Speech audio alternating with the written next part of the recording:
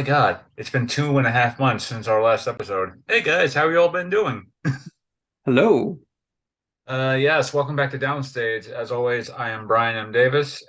To my left of Hi. me, Oh, to my I left of am me, Hayden Lemus. yes, my co-host Hayden. You Uh, can tell we're rusty at this, and because been 2.5 months. only 2.5 months. Yes. I guess we should actually read play catch up with what we've been doing for the past 2.5 months. I know for a fact Hayden has been off the grid. As you Uh, can see behind me, Yes, I have no idea where he's been for the past couple of months. I kept on saying, "Hey, Hayden, you have time to do all this stuff?" And then be like, "Nah, I got my own thing." It's like he's just been like it's like the time. It's like space and time for him.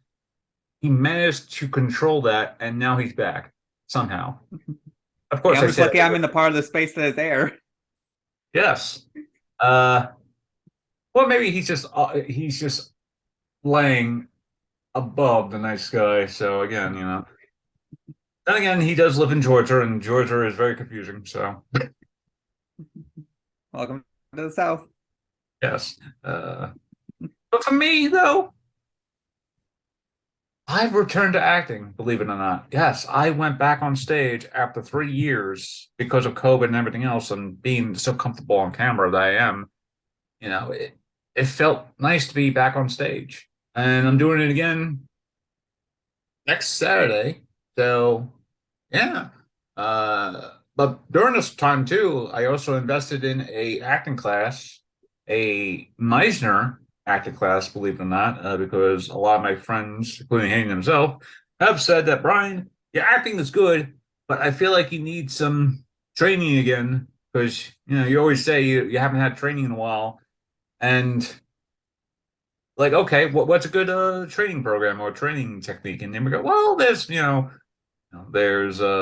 Meisner and all that stuff, and then there's like Stella Adler, and like oh, and be like, okay, wait, slow down, slow down. Meisner, what's that about? And they explain to me, and sure enough, Meisner, first week of Meisner has been helping me a lot, especially as an actor. Uh, because I think, but in terms of collaborations and all that stuff, you need to have a nice little like eye to eye with collaborations. And speaking of collaborations, goes into our first story. So Christopher Nolan and Warner Bros. Had a nasty falling out. Well, I wouldn't say nasty falling out, but they had a breakup. And now Warner Bros. Is looking to say, "Come back to us. Yeah, we're sorry." Baby, come back. You can blame it all on me. Yes. So a couple of years ago, the pandemic was really, really screwy with theaters. Obviously, there was no theaters being open, and when the theaters were open, it was at strictly limited capacity. So even if you went to go see a movie, you were only with like maybe 25% of the actual theater itself in like capacity. Especially, in New York City, where the bread and butter of entertainment is both live theater and also movie theaters.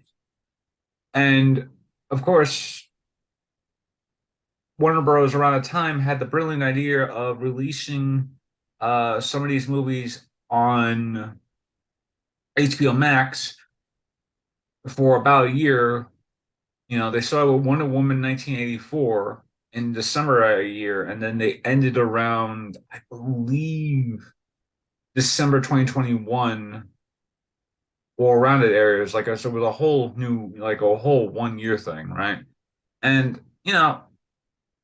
for a time it actually worked. But Christopher Nolan, he wanted his movie Tenet to be not like one of these movies that would just be like, oh, straight to streaming service and all that stuff. He wanted people to actually go and see this in the theaters. And sure enough, it did not. Uh, it did not go well because of the pandemic. Again, even when the theaters reopened a couple of years ago, it was still not as full as it used to be. I went to go see Spiral, right, with my brother. And Spiral was the new Saw movie, or Saw, I'm sorry, from the book of Saw. And it was the same thing where we had mm, semi-packed theater, but the business for that movie didn't do well because the theaters weren't like this. The theaters just weren't getting able to a good flow of the narrative because we were still going through a pandemic. They were still going through the process of getting people back to theaters, all that stuff. Here, and 2 years later, I think they got a handle on that, right? Because they know that in order for movies to succeed, you need to have butts and seats no matter the movie.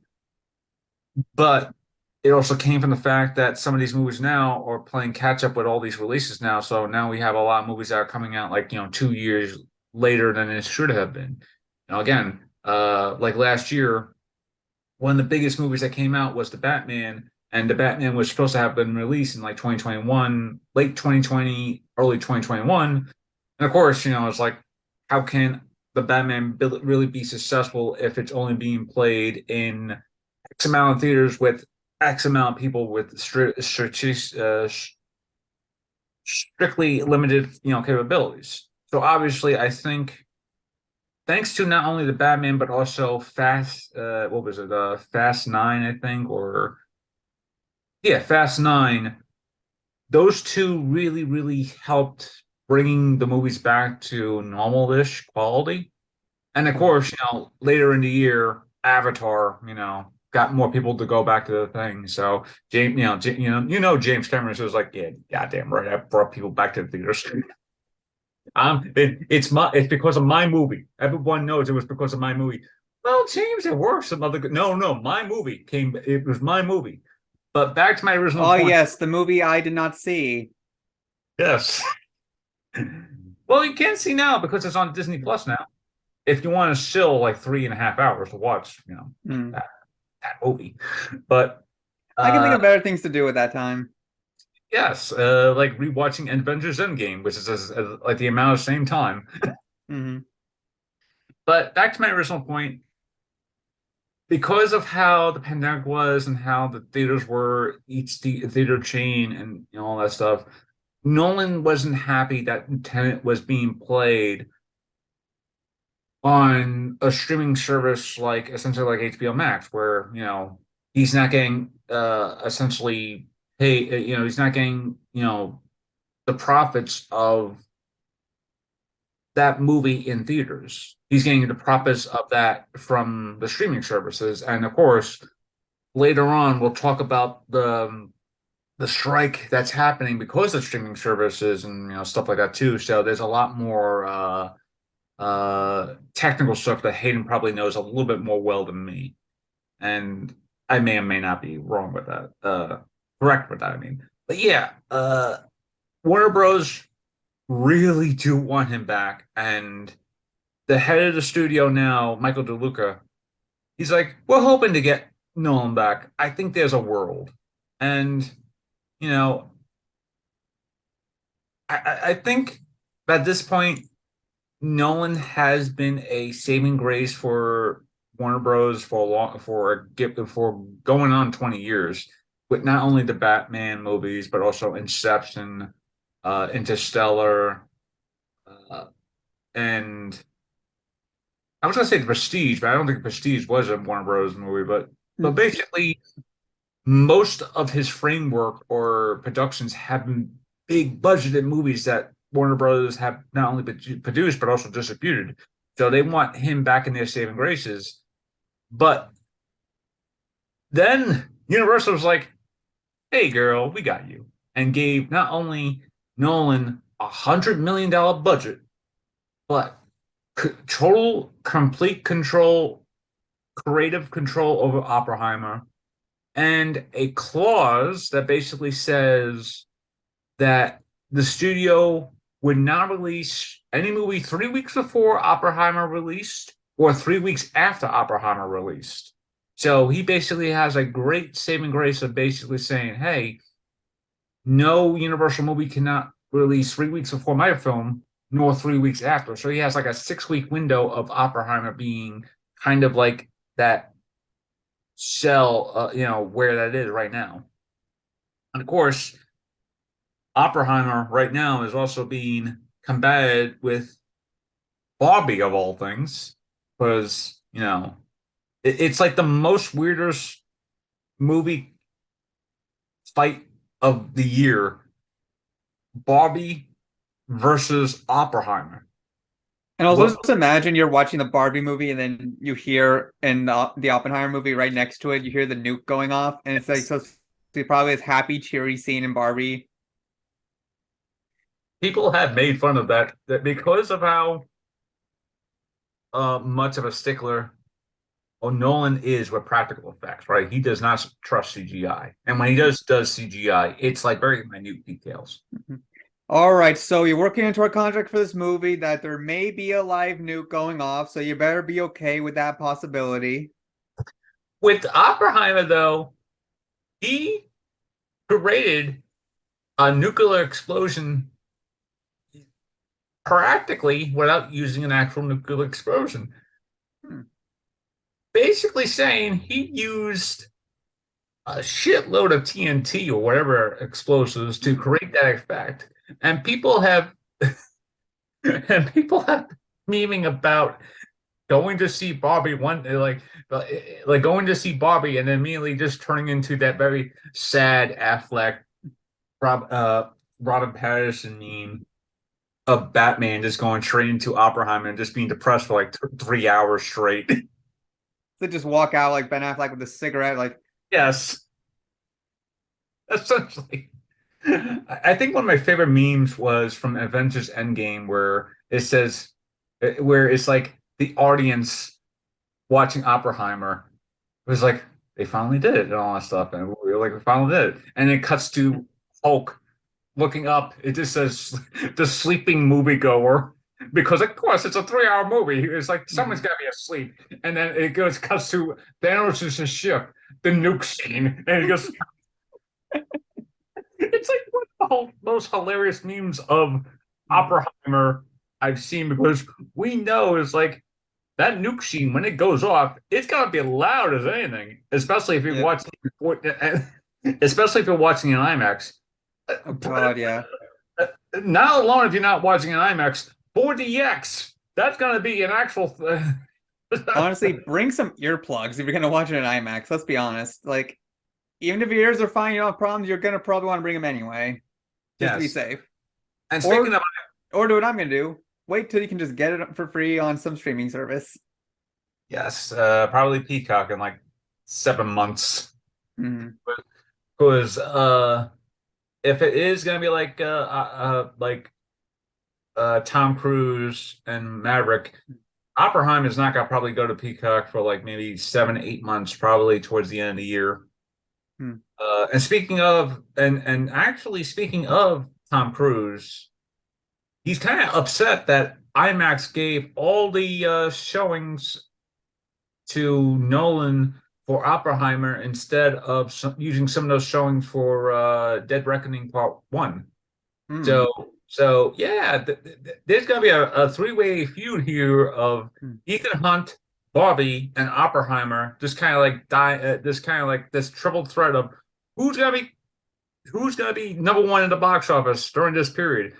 A spy movie, a movie about dolls in the real world, or a depressing movie about the natures of nuclear warfare.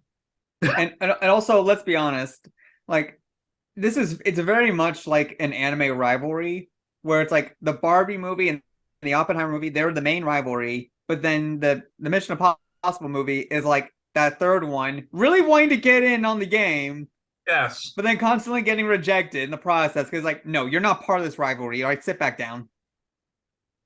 Uh, but I mean, I think it's also the pull of Nolan as a filmmaker because it's gonna And be I'm gonna be interesting. and I'm gonna be honest. Nolan is overhyped. I'm gonna be honest Yeah, as a I mean, director. Which so I'm very surprised there is this poll. Like I guess because of the fact he does practical effects, but like the stories aren't worth it though. I It, think it you know. honestly, I think Nolan does the best when it's more smaller grounded work. Like Insomnia and Mhm. Memento. Memento, yeah, those Great honestly film. were those were his peak. I'm gonna be honest. Those were his peak. And then Batman Begins kind of like changed the formula and everything. And oh, by the way, happy anniversary, Batman Begins. You are now 18 years old. How the Huh. hell did that happen? Yes, yes, you're 18 years old. Now you can enlist in the army, Batman Begins. Now, Welcome to the sad reality. yes. Uh, and speaking of Batman and Nolan and stuff like that too, it's 2023 and Indiana Jones and Batman are in theaters. It's 2008.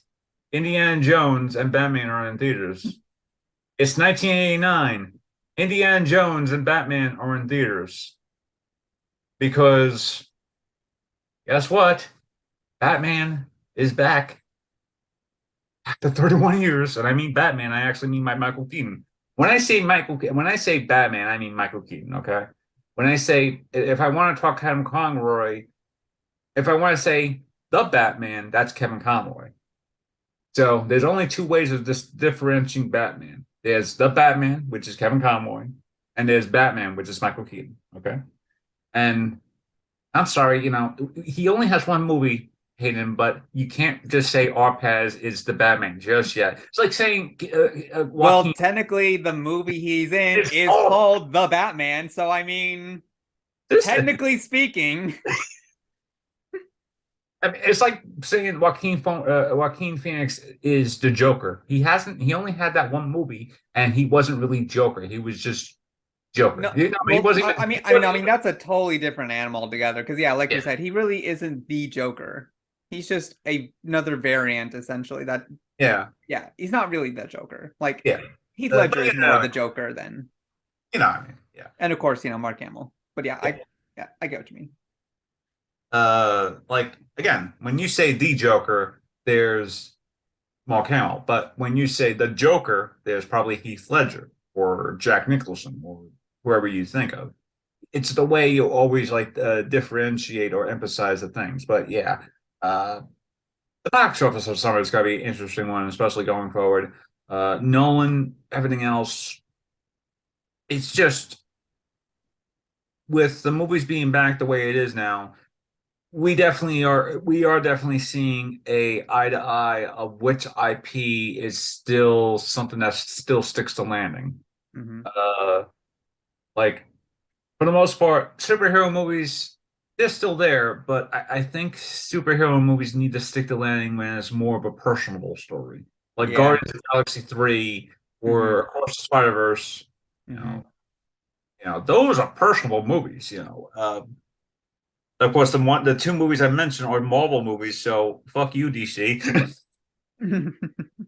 Yeah, DC really needs to get their shit together Yeah. fast. And the way they're doing that is, kind of like doing the Elseworlds type of things with the Batman and the Penguin show, but it's nostalgia. And then the Joker sequel that's got Lady Gaga as Harley Quinn. Yeah, but it's nostalgia, and I think at some point nostalgia does bring people back to the movies because again, Hmm. last time Christopher Nolan had a big budget movie was Tenet, but people really couldn't see Tenet because of the pandemic, especially on screen. And before that, it was Interstellar, so they kind of want to see an actual movie where he has a creative control over his actual thing. Yeah. And again, Barbie as well. People love Barbie. People love the Mission Impossible movies. Also, you got Margot Robbie as Yeah. Barbie. I mean, of course, people are gonna want to see it for that. And then you probably have people who just want to see Will Ferrell basically playing big business, the character he Hmm. played in the Lego movie in live action. Yeah, and then Ryan Gosling just being very the I'm like Ken. yeah, whatever it was called. I don't know. Himbo Ken. You who are interested in Barbie in the Barbie movie know what this is. He's basically playing the himbo Ken, okay? Okay, that's what it is. Okay. The himbo being the hot hunky guy who is more or less kind of like dumb. But nostalgia, it does bring up a strong point, and it goes into our next story. The Beatles are coming back, but not in the way you think. Paul McCartney has recently announced that he is intending to release a Beatles album this year that that lists lost recordings from John Lennon and George Harrison using AI technology to essentially siphon out the degraded music that was in there. Because again, according from his point of view and his perspective, these are songs that are essentially one is over 50 years old by this point, because this is from like 1977, right before John, and this was like a few years before Lennon was killed. Hmm. And the last one that he was mentioning is probably close to 30 years old, which is Harrison's song, but he couldn't really do anything because a lot of these things were like uh done before, the artist is, passing one. Hmm. And I think what McCarthy is doing, putting together a Lost Beatles album, Hmm. is smart because there are people who still love the Beatles. Hmm. The documentary Get Back, I think it's called, or something to that effect. The Beatles Hmm. documentary that's on D plus. Yeah, I'm sorry, Get Back. There we go. Um, that was a huge success, and was nominated for an Hmm. Oscar. So, and Peter Jackson, right, employed a lot of this technology that McCarthy is using to essentially funnel it into this album. And I think, especially with what's it called, Paul McCartney and the Beatles, if he wants to release a final album, he could release a final album. But there's also the dangers of this technology into essentially creating like a monster of an, it's unnatural to hear a person's voice from an AI technology point of view. Like Hmm. a great example of this is Kenobi and watching well, listening to James Earl Jones's voice being essentially recreated by the use of technology, by AI technology by this point, and then essentially watching, and watching essentially Hayden Christensen playing this role as well, and just watching and saying, this feels right, but it also feels so wrong because it's an iconic voice and it should still be something that James Earl Jones should be doing. But again, Mr. Jones is in his 90s now, so he's like he can't do the voice as best as he can anymore, sadly. That's where the AI technology comes in. So to hear probably John Lennon's voice specifically, in the prime of his life, it will still feel like a raw emotion, but at the same time, I think it will also feel kind of surreal to hear not only Lennon's voice, but also Harrison's voice as well, because, they've both been both been passed for a long time. So it'll be just weird to hear like a lost recording of an artist who's been dead for a while now, and then be like, oh wow, this is actually pretty good. And this sort of like stuff has, gone up from from the time where it's like, oh, Tupac has like an album coming out for like 2 years after his death, and then he has like more singles still like lost away and all that stuff, and people are like, well, that's because Tupac's alive, but it's like it, I think at a point there is the right way to do this, and then there is the wrong way to do this by using the technology to create essentially a version of someone who is that should be there but isn't there. And I mean, the fact that like that type of technology is already being used to like create um people's voices, both alive and those who have passed away, and essentially make them say things that they've never said before. And it's become such an easy tool at the same time to be used in a like, very dangerous way, honestly. And honestly, when it comes to these like lost recordings and stuff, as long as they're at least getting permission from like the right people, I don't know if it's like foundations or whatever it is, Yeah, just as with long as they're getting permission from like someone who it makes sense to be like, hey, this is okay, give your permission to like do this to essentially recreate these voices. well, Because with because then that's the thing is like who like if you're using AI, then could that just be used as a workaround to not give royalties to those who should get them? yeah, Or also with like the Darth Vader thing, because like I think we were talking yeah, about this before, there were like other actors who have voiced the character of Darth Vader in the video yeah, games. And here's the thing, are you honestly going to notice a difference? It's still Darth Vader. They're still going to yeah, make it sound similar enough anyway. yeah, Why does it have to specifically be this one altered voice when the company that's got a crap ton of money could actually just yeah. pay someone else to just do the voice?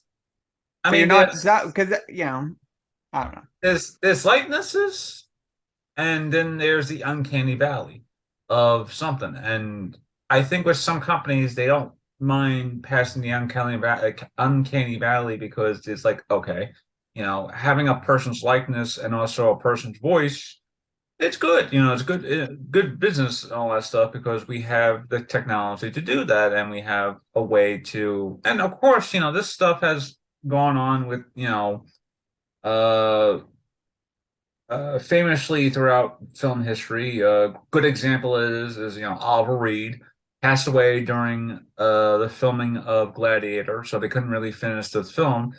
So they used the stand-ins and whatnot, and they basically superimposed or whatever they did with CGI on his face on some of these stand-ins to make it look like he's actually still there.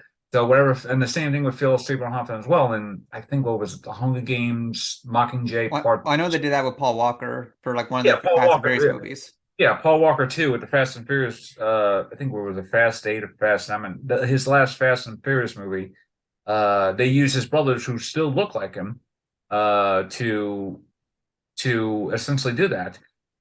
But then that there's the uncanny valley of saying like Carrie Fisher in Rogue One or Peter Mhm. Cushing in Rogue One, where they Mhm. have these people who actually look like them. And like a great example is Carrie Fisher's daughter. Uh, shit, I got her name. Billy Lord. She looks like her when she was younger, so she could actually look in certain lines, certain makeup. She could actually look Mhm. like she's actually, Princess Leia from like X amount Mhm. of years. The Mhm. guy who they got for Peter Cushing, I believe, was the same person they got for Revenge of the Shift. I may or may not be wrong. And that was Yeah. someone who basically was wearing makeup and whatnot, but he Mhm. actually still looks like Peter Cushing to a certain degree. But I think when it comes to companies like this, they have the easy approach and they have the hard approach of investing even more money into creating essentially lightness. When it comes to like certain, even if they do want to use a portion's voice, like say John Lennon, it has a very iconic voice, but there's not that many people who could probably replicate that voice, even if it is a sound alike. Sound alikes probably still work. I mean, um, I think they probably did get a sound alike enough for the movie yesterday that came out like several years ago, which was about a person who went back in time before the Beatles actually kind of. I mean, I don't know if it went back in time, but basically he had knowledge of all the Beatles songs, and then as the years went by, he was the one who actually created the Beatles songs and whatnot. It was from his like thing. So, but the person who was playing John Lennon, because this was basically John Lennon if he was still alive in like the 2020, like the 2010s, the late 2010s, I should say. He looked and sounded like John Lennon, but he still had like makeup on.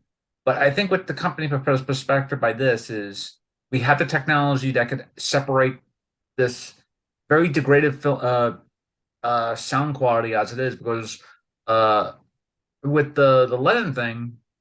it's a tune called Now and Then that he recorded shortly before his death, and Yoko Ono, his widow, famously gave it to John, I mean not John, Paul McCartney with a note saying for Paul. So this was something that was strictly for Paul McCartney.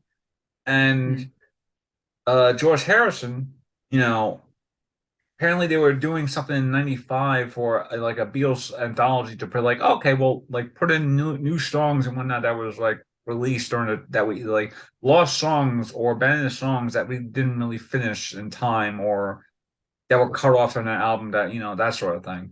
And Mhm. songs that he thought were on the album that were going to be on that like Beatles anthology album, he was like, it was too rubbish.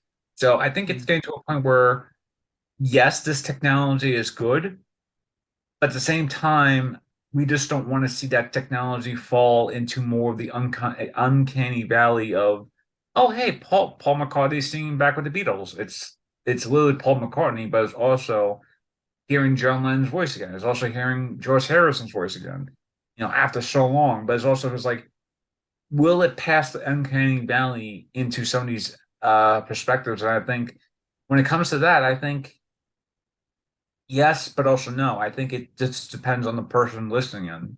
I mean, listening it. It's like uh, for someone who hasn't listened to the Beatles, it might feel weird, but for someone who listens to the Beatles like almost religiously or just like every other week, or who listened to the Beatles for so long, they'd be like, "This feels great to listen to," because it feels like it's Mm. an album that was supposed to be released, but thanks to modern technology, they can release it. Mhm.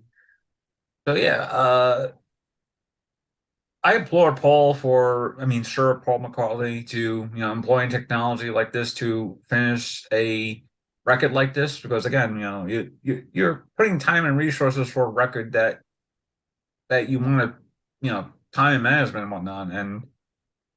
But I think when it comes down to it, technology like this is a mixed bag, and I just don't want to have to hear is like and just listen to the thing and go, this sounds so weird. Like that sort of like this sort of like mentality or thoughts, or this like you hear it and just go, this song sounds so weird hearing this person's voice again after so long. Mm. And speaking of AI technology, Hayden, what else happened during our break? Well, as we know, there is currently still the writer strike going on over the use of companies wanting to use AI as well as not wanting to pay royalties to the writers. Because on streaming services, it's a very differently than like, network television, Mhm. where it's in more syndication and all that stuff. And also, we want to add a little bit of update to that as well. So it looks like SAG-AFTRA will the actors union will likely be joining them. If they haven't yet already, they likely will at some point because they did get the okay um to go on strike if negotiations break down on their side. Yeah, I heard SAG after, I think that's what it's called, wanting to strike because they were with solid they were in solidarity with them Mhm. for like since the writer's Oh strike. yeah.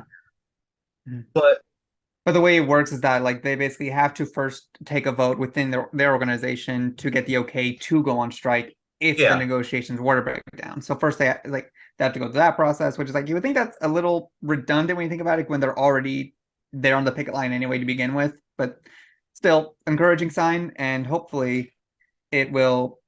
It's probably honestly, and it's kind of sad, but it probably will take a while before like a deal is able to be made yeah, because these corporations do not want to.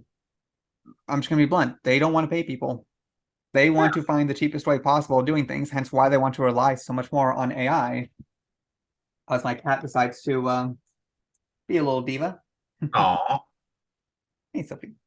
it won't be a downstage episode without a Sophie appearance. No. But yeah, But yeah, so basically it's just the corporations wanting essentially any excuse they can find to not pay writers because they think they don't understand what it actually means to create a story. Because clearly they think that they can just throw into a machine and the machine come up with it. No, that's not how it works. you do that, you're not getting authentic story. You're getting crap. You're getting generic, basic crap that people will get sick of fast. And then you're going to realize, yeah, maybe we should actually hire some writers who know what they're doing. Yeah. Uh, I was around. I remember the last time there was a writer's strike in 2009. Hmm. Uh, it was horrible. Hmm. Heroes was at the peak of its second season. And because of the writer's strike, it turned out to be a godsend because the way the end of the second season was supposed to happen was Peter Petrelli was going to go back into the future, find out why the virus and whatnot, I forgot what it was, like the the virus that was only affecting Hmm. the involved humans, the evols or whatever they were, the Hmm. mutants, I should just say, Hmm. all that stuff. But the season ended abruptly because the writer's strike, so they had to fill in whatever thing they're trying to do, and fill an actual ending and whatnot. Hmm. The actual ending it came out was like, oh, Peter Petrelli saves the day right as the viral of the virus just about to explode and whatnot. So it was like, but I remember it was like, what is it? What's in Lord of the Rings? I forgot. You don't remember the dark days or whatever it was. Um, I think it was like you don't remember the dark days of or something like that. But basically, yeah, it's like is it the quote like where were you when the West Fold fell or something like that? Or is that or you think or is it a different quote you're talking about?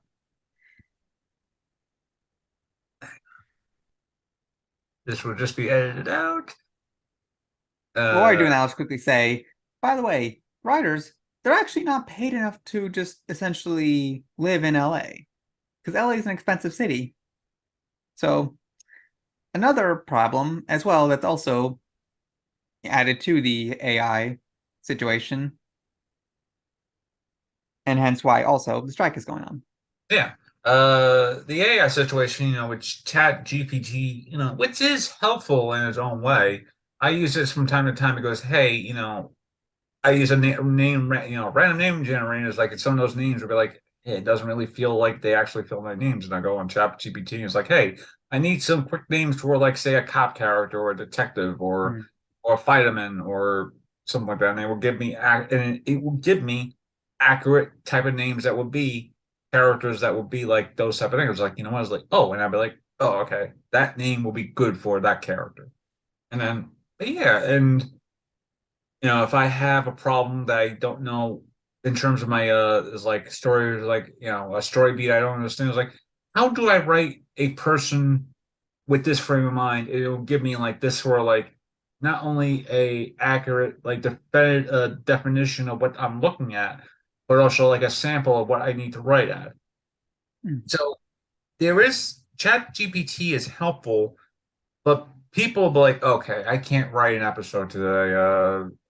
ChatGPT, just write an episode for me and all that stuff. It's like people will just be too lazy and whatnot, you know.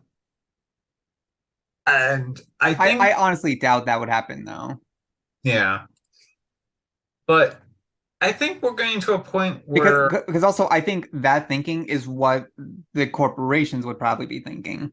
They're like, yeah, look, we need content and we're too lazy to come up with anything original. Let's just throw something in Chat GPT and come up with something.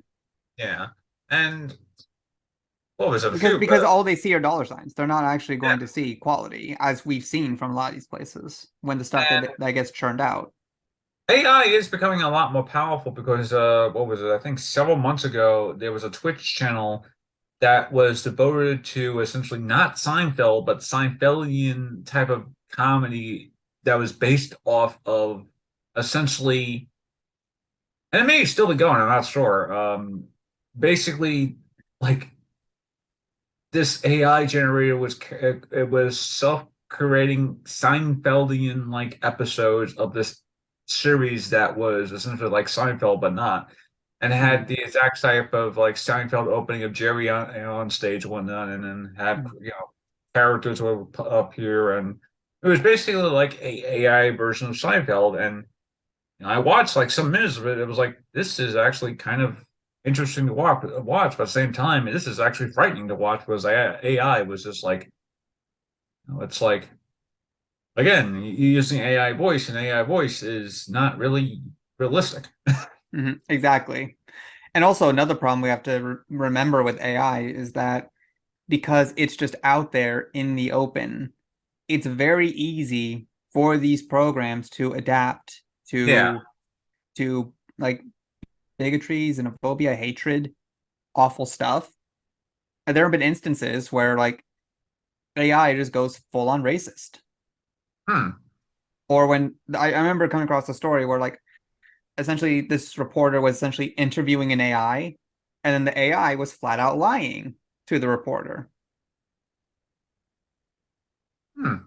Like, not a good sign when your AI is actively lying and being deceptive.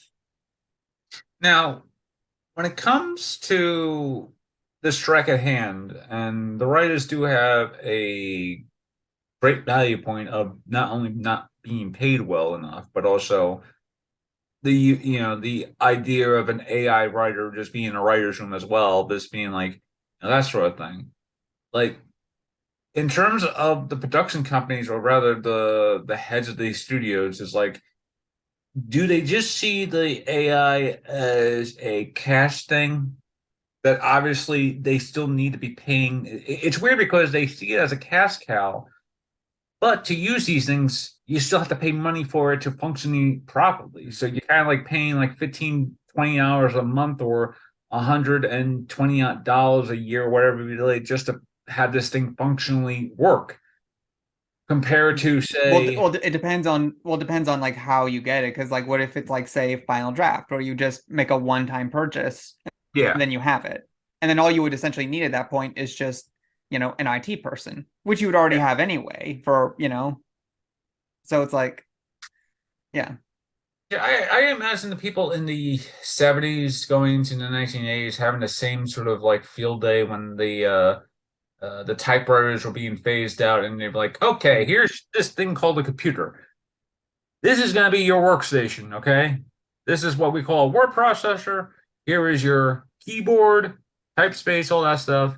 This is what you need to do in order to write an episode or movie or whatnot, and be like, this doesn't feel natural to me. I need to have a typewriter. Well, kid, typewriters are being phased out. Flash forward 30 years later, we have this thing called AI. Yeah, I'm not sure if that's an accurate comparison, though. I'm gonna be honest, Yeah, because here's the thing: we got to keep in mind, all a computer did was to essentially give you it's the same method of writing, just with a different style. yeah, That's all that really changed, honestly, when it came to writing, because you're still doing the same thing. Because the computer didn't steal your job. yeah. Now, the computer might steal your job. Exactly. Yeah. Okay, there we go. That might have been the comparison I was trying to use. Like we've gone to a point where they took our jobs. Lily comes into the AI perspective, and Exactly. again, AI is helpful. I could easily just see AI being more of an actual positive change in the film and TV theater space, whatever you want to call it.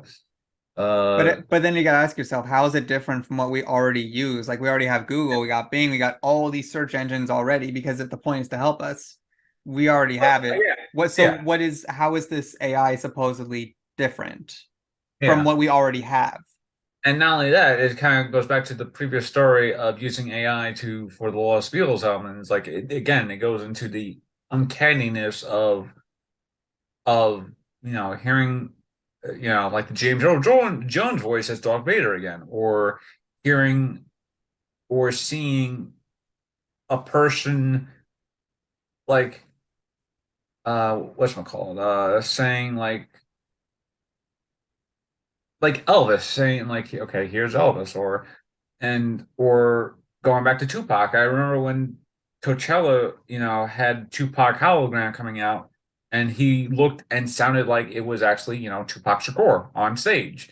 And there's also the signs of the hologram artists like saying, I think it was like Billy. I forgot what I think it is Billy. No, Brian May of Queen playing a Queen song, and on stage you see the projection of Freddie Mercury right next to him, and it looks more powerful. So there is uses of AI technology or hologram technology, where you want to say. There are smart uses for that, but there is also lazy uses of this where it actually does feel like they're just using it as a cash cow, as an easy way of not paying the writers or anything else. And of course, with the strike going on, we have essentially writers who aren't in the writer's room of certain shows or certain movies, and now the actors and the producers and directors, whatnot, they have to follow these scripts on hand. And some of these effective shows are Disney included.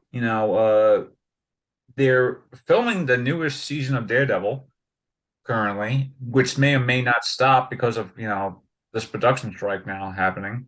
Because if the actors go on strike, I mean, if SAG-AFTRA goes on strike, we got an even bigger of a problem. Yeah. Lord of the Rings, Rings of Power, apparently has no showrunner, so it is Hmm. basically running rampant. I mean, if you Like, want to talk about a messy situation, like the fact that like $1 billion I think was spent on just the first season of that show, yeah. it does not surprise me that the showrunner would just be Uh, gone because I think yeah, you Deadpool, gotta be allocating your resources a little better, I think. and Sorry, here's not a sorry, people who like Rings of Power. and here is even more of a weird situation. Deadpool 3, that's already being filmed right now. Mm, Ryan Gosling, Ryan Reynolds is both producer and credited writer for this for Deadpool because he tends to improv a lot mm, as Deadpool, but he has it in his clause right now to only work with the scripted script. I mean, with only the scripted, with only the script so far, meaning he can't improv. He can't do anything that would, essentially damage the writing to itself. But because he's one of the writers, he can easily do that because he's, Deadpool. I mean, mm, because he has the Deadpool thing. But as a producer, he can't legally do that because he's also not honoring the writer's wishes of following the script accordingly. So you have this mm. position where a lot of these productions now are up in the air, whereas it's like by this by by this point next year, if this still happens towards the end of the year, which I feel like it's going to be like it may or may not end until maybe the holidays, give or take, Mm. maybe before the holidays, Yeah. because I know these studios don't want to have this going on until the end of the year, and then by the time it's the new year, you have all these movies coming out, and then suddenly it's like the movies themselves and TV themselves start downgrading into essentially, well, we have to re-release these movies until these new things come out, and then TV shows basically become reality shows because Mm, apparently reality doesn't have writers. mm. Supposedly. Yes, supposedly no writers. But yeah, I I think mean, honestly, I think that would actually make reality shows more entertaining if they didn't have the writers for them, yeah. because we all know they have them. So Hmm. just imagine how much more like batshit insane those shows would actually be. Like actual unhinged reality shows would be my type of tea. I mean, type Yeah, of like it would just be a full-on display of the desperation of these companies to not want to actually pay the fucking writers. yeah. Like Christ, I would not be surprised if we see a lot of these like reality shows that are even just more insane than what they already try to, show as insane. And like and there's gonna be even more of delays of seasons, or future seasons, or just Mhm. future shows, movies because of this. I mean, they Uh, were already shutting down so many productions yeah. literally as soon as that writer strike happens. Like it was already like set in stone that a lot of them were like, yeah, we're not doing this. Whatchamacallit? And good for them. Oh yeah, very good for them because they know how to they have their priorities. Exactly. And speaking of priorities, it's like the companies are also kind of like in their like frame of mind of, oh shit, this is actually happening. We gotta really shuffle out a lot of these things, and then we find out they literally just delayed a magnitude of Disney. Disney delayed a lot of these movies. Like they delayed essentially a couple of the Phase 5 movies to another year or so because they knew there was like crap. We're definitely not getting these movies out on time because of this writer's Mhm. strike. So Yeah. they're delaying it another year just to be the safe side. Yeah. Although because of what's happening with when there's certain stars with Avengers, it's like that may or may not be a blessing. And Mm. I think to end this episode though, because I think Sophie really needs attention. Yeah, I, just a little bit. I think to end this episode on a positive note, pay your writers, obviously. Uh, pay your actors well, Hmm. because actors are tender human beings, really. Yeah, And just don't be an asshole if you're a figurehead. exactly. Uh, don't let absolute power corrupt you. Yeah. Hmm. And a lot of this time, people in figureheads in some of these companies are just like they rather get paid whatever to shell out whatever instead of paying actual quantity. I mean quality. There we go. Hmm. They're worried about more quantity rather than the quality of certain aspects. And because of what's been happening with some of these shows, recently with not only Marvel but also just like TV itself, the Hmm. quality has just suffered because I mean the quality of some of these shows have suffered the because of just budget cuts and whatnot. Like, and I think a great way to end this is The Flash, the TV show, not the action movie that just came out this weekend. Its quality has severely went down, especially in the final season, because of the budget that they had, Hmm. them using, previous footage and whatnot, and the writers having to really going, okay, this is the final season, how we're gonna finish this show and all that stuff. Hmm. And then the same thing with uh Superman and Lois now. They got renewed for another season. They say it may go for another season, so for like 5 seasons overall, but Hmm. it's gonna be a shortened season, 10 episodes. Season 4 will be like 10 episodes. And the only majoring recurring cast members will be Clark Kent, Lois Lane, the two kids, and Lex Luthor. Hmm. Everyone else would just be either a recurring or guest star character, or Hmm. probably just to be a guest star. Yeah. So yeah, uh, it, from a production standpoint, just pay your writers, just make it sure Hmm. like they're the ones who are running the ship. Like literally, Hmm. if a script isn't good, that means Hmm. the actors are just got treated as a horrible whatever. Yeah. And Hey, companies, I know y'all want to make money. Do you want to know how you can make money? Good shows. yes, Because you're going to and make money when people come watch your stuff and they come to consistently watch it. Do you want to know why people will consistently watch it? Because if it's good with actual writers doing it and know what they're doing and actually paying them to write and not just severely cutting budgets everywhere because you think you're saving money when in actuality you're just hurting yourselves more. yes, and also pay a VX artists, virtual VFX artists, yeah. VFX artists. They are in a more troubling well than just writers, Hmm. as the people who probably worked on the recent Marvel movies and DC movies have attested to. Yeah. And then you look at something like, say, the Super Mario Brothers movie and going, wow, that is some beautiful computer animation. How the hell they all do all that? They had a whole team of just like artists that were just grateful. And then you look at the, like, say, Ant-Man and the Wasp Quantumania going, God, what the hell happened to Marvel? Mm-hmm. computer It's like, animation. wow, people got paid American dollars to live. It's like, nope, they didn't actually.